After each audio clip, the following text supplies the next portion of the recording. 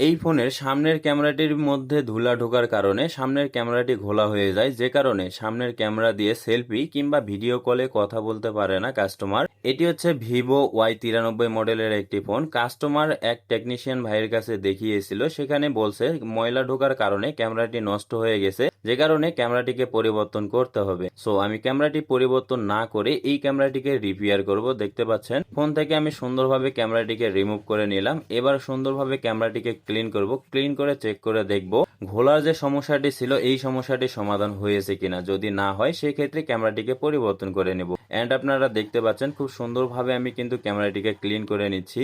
বিশেষ করে দীর্ঘদিন ফোনগুলো ব্যবহার করার ফলে কিংবা ডিসপ্লে লাগানোর পরে সামনের ক্যামেরার মাঝে অনেক ধুলা ঢোকে, যে কারণে ক্যামেরাগুলো খুব দ্রুত ঘোলা হয়ে যায়। সো দেখতে পাচ্ছেন খুব সুন্দরভাবে আমি ক্লিন করে ফোনটিকে ফিটিং করে নিয়েছি। দেখতেই পাচ্ছেন ক্যামেরাটি কতটুকু ক্লিয়ার হয়েছে। সো ভিডিওটি ভালো লাগলে ইউটিউব চ্যানেলটিকে সাবস্ক্রাইব করে ভিডিওটিকে শেয়ার করে দিবেন। ধন্যবাদ ভিডিওটি দেখার জন্য।